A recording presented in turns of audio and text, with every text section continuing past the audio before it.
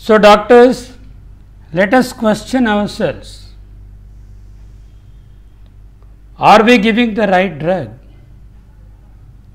Are we giving the right drug in the right form? Are we using the correct technique? Have we classified the asthma correctly?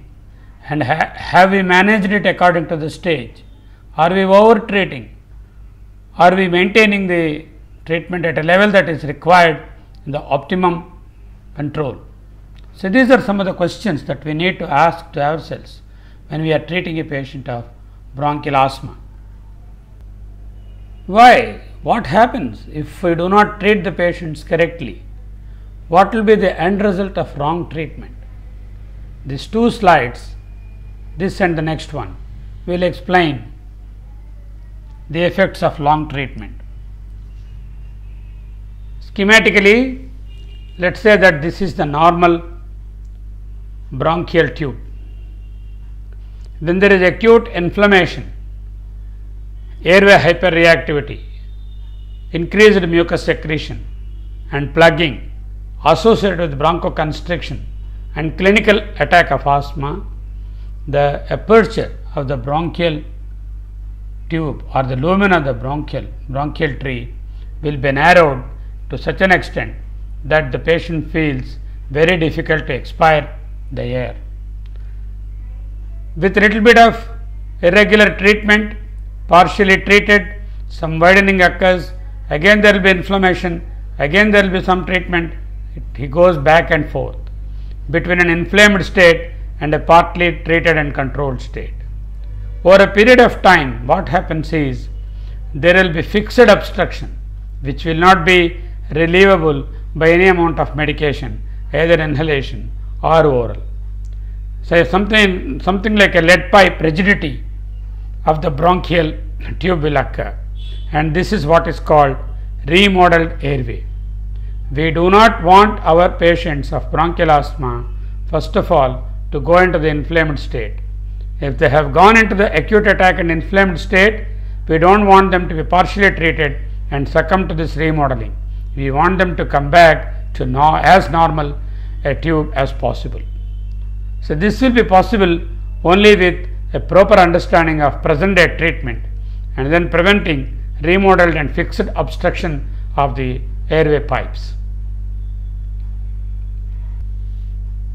To continue the story of asthma treatment which we have seen in the previous slide, there we have shown the bronchial tubes in a linear fashion.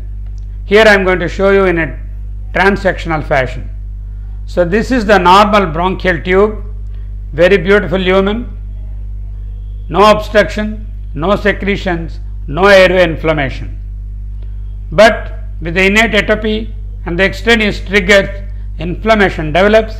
Inflammation, if untreated, leads to bronchoconstriction and narrowing of the lumen. With treatment, partial treatment, there will be some relief of the bronchoconstriction, there will be some widening of the lumen, patient may experience some benefit, again he will go back to inflammation, come back to a little normal state, again go back to inflammation, back and forth between inflamed and partially treated state. Supposing the patient is not put on oral preventers, not put on inhaled preventers, this partially treated state will go on to a remodeled bronchus. With the result, there is a lead pipe narrowing or a fixed narrowing of the bronchial tree. Supposing, on the other hand, we understand the present day treatment and put this patient who is inflamed, instead of putting him on partial treatment, give him regular inhaled steroids, the preventers or the controllers, in addition to the relieving medication. First treat the symptoms with relieving medication, obtain partial relief, and then continue the patient with regular inhaled steroids, which are the controlling medications. We can revert the bronchial tree to a normal state and see that there is no fixed permanent remodeling of the bronchi, and lead pipe stenosis or rigidity or bronchostenosis does not occur.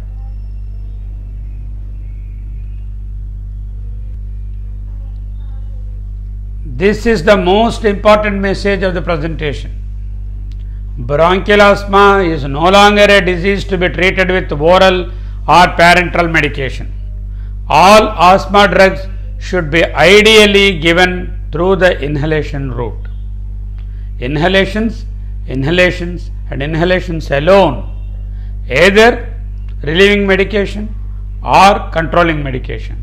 The inhalation route is the best method of managing bronchial asthma. It may be easy to control the acute attack.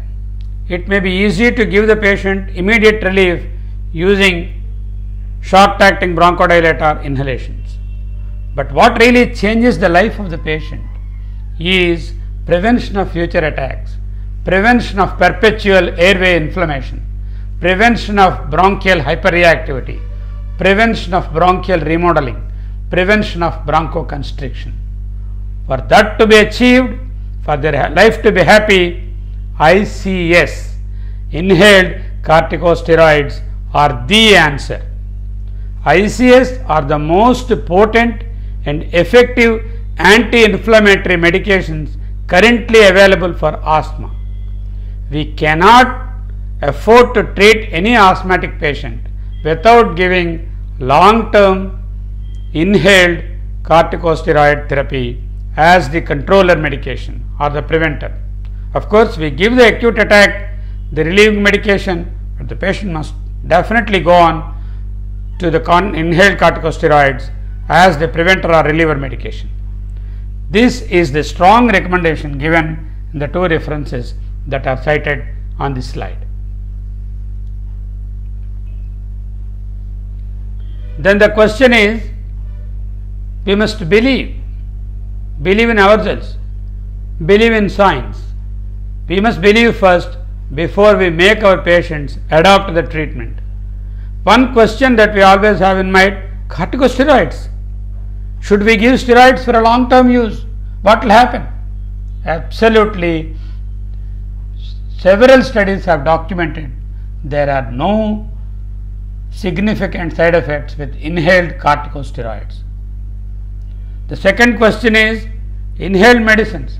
Oh, for all the other conditions, we give medicines like tablets, injections, syrups.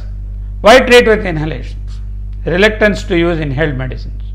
Unfortunately, asthma treatment cannot be written without inhaled medicines.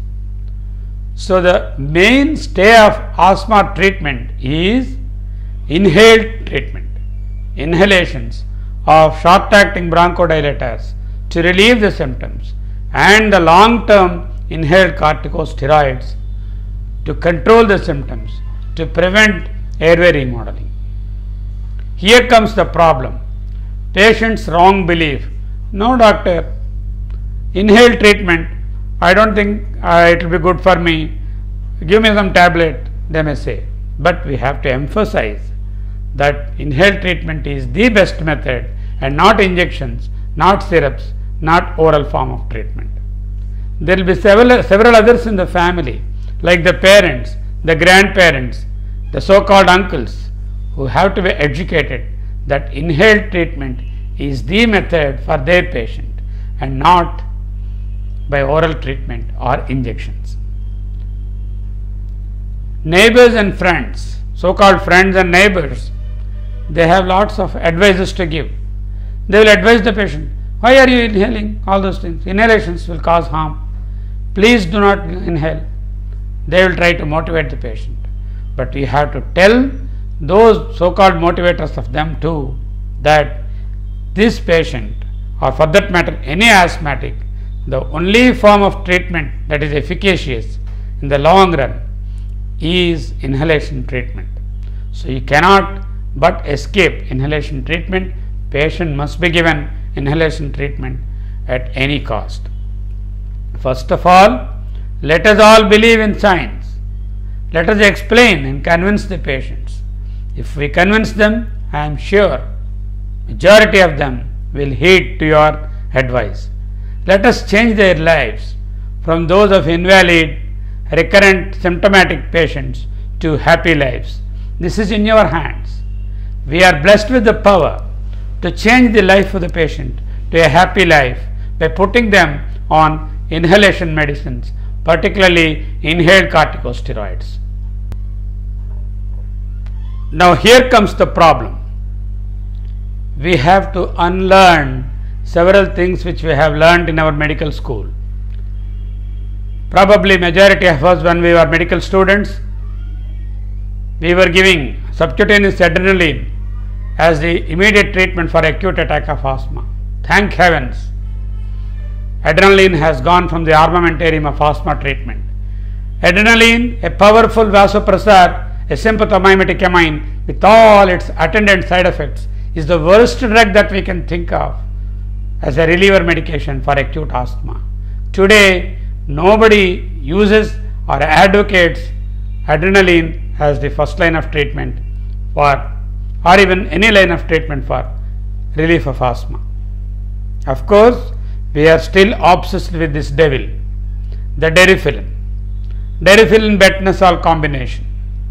Deriphyllin injection, betnesol injection combined into one syringe. Patient comes with acute attack of wheezing or acute complaints of shortness of breath, no matter whether the breathlessness is due to anemia, breathlessness is due to renal failure, breathlessness is due to cardiac failure, breathlessness is due to pregnancy. The moment the patient says he is having breathlessness, we are ready with a syringe with containing Deriphyllin and betnesol, push straight into the vein, then hands up.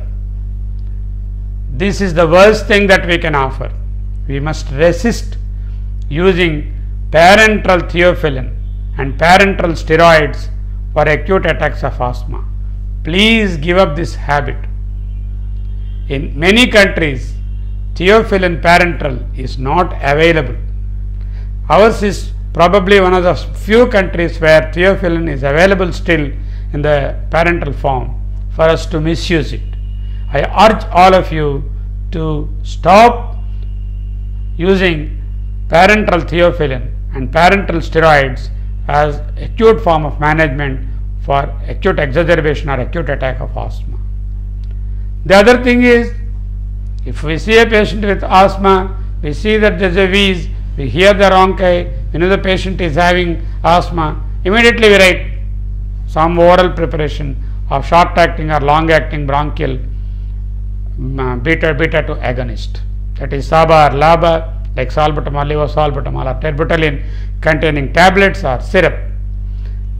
Please restrict their use. Parenterally, their side effects are more. If these drugs are used as inhalation treatment, they are wonderful substances. Particularly the SABAs are good reliever medications. They are good reliever medications and give quick relief. They are very good drugs for acute attacks, but not in the oral or syrup form or parenteral form. Refrain or restrict their use in the oral or parenteral form. Theophylline in any form, beware, theophylline has got a very small safety window.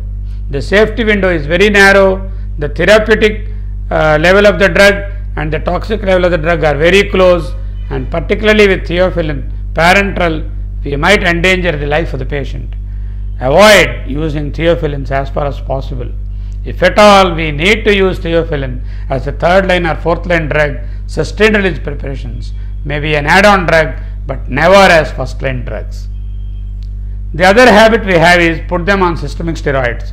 We don't have to tell the patient. Patient himself will go and buy some tablets of betnesol, betnilone, visolone, prednisolone, omnacortil, name anything, because they give them relief. That when they take those drugs, they feel very happy. So they continue to be taking those systemic steroids, which will have all the undesirable side effects of chronic steroid administration. I have several patients who have developed nephropathy, who have developed osteopenia, who have developed gastric ulcers, who have developed all sorts of complications due to indiscriminate, unchecked, prolonged systemic steroid use without any prescription from the doctors. Even doctors do advise the patients to continually take the systemic steroids for a long while.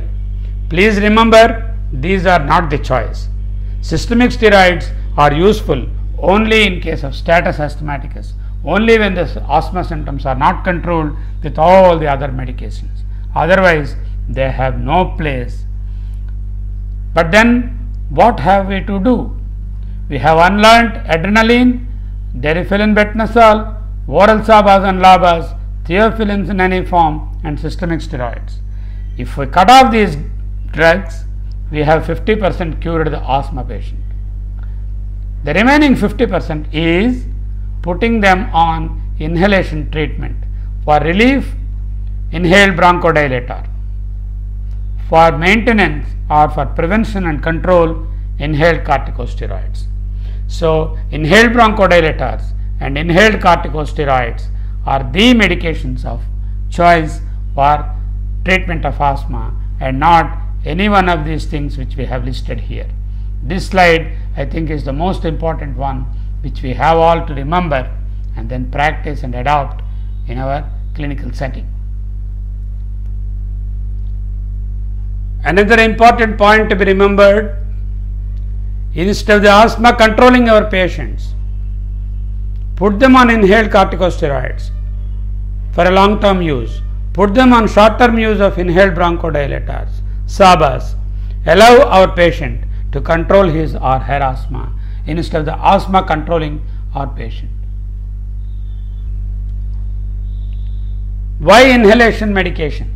What are the advantages of inhalers? Inhalation route, rapid onset of action.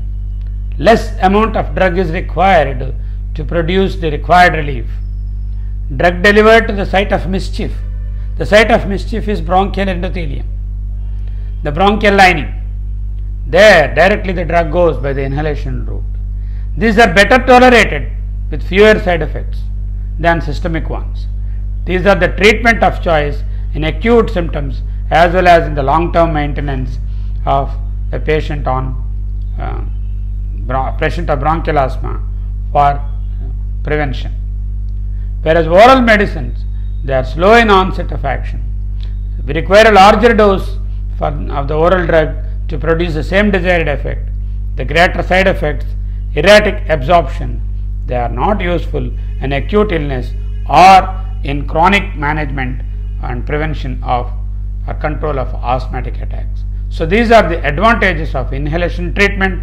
Please put your patients of asthma on inhalation treatment, not on parenteral or oral drugs, particularly inhaled SABAs for acute attack and inhaled corticosteroids for prevention and relief. The preventers are inhaled corticosteroids, budesonide, beclomethasone, fluticasone.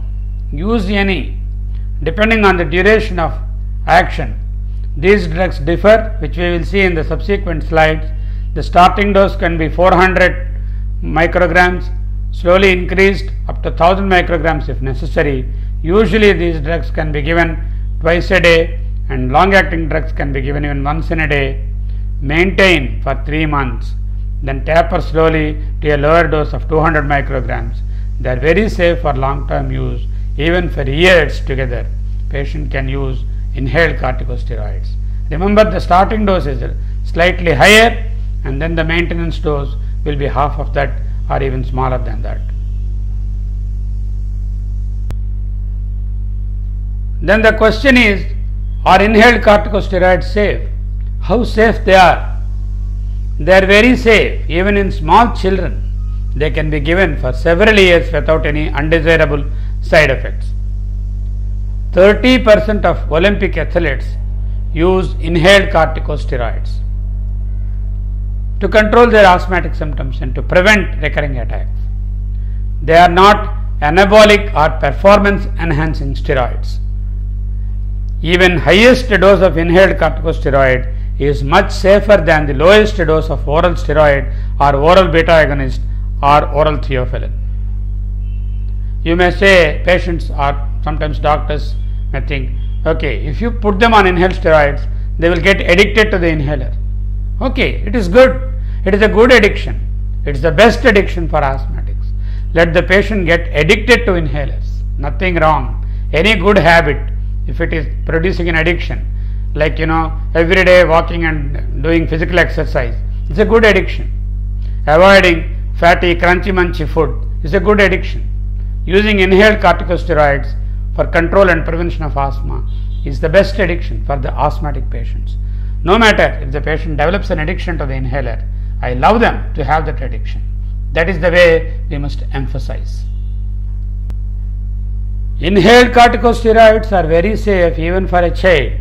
400 micrograms per day of budesonide over 9 years of continuous use has not produced in children in so many studies any growth retardation whatsoever. There are no systemic side effects. There are no effects on growth and development of the child. Uncontrolled asthma, remember, causes growth retardation. Asthma treated with inhaled steroids in a child never causes growth retardation, whereas uncontrolled asthma causes growth retardation. You can see this in the reference cited here. Are all inhaler medications the same? Not at all. Inhaler medications do have their duration of action.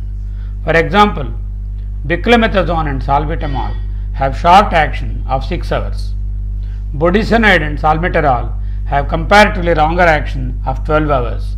Salmeterol and ipratropium also have 12-hour action. Fluticasone and formoterol have 24-hour action. Formoterol and ipratropium are having 24-hour action. Depending on the need, depending on the urgency, we may use a short-acting combination or an intermediate combination or a long-acting combination. Choice is based on the need. If the need is urgent and uncontrolled, 6-hourly acting drugs are used. If the need is maintenance and well controlled, 12-hourly drugs can be used.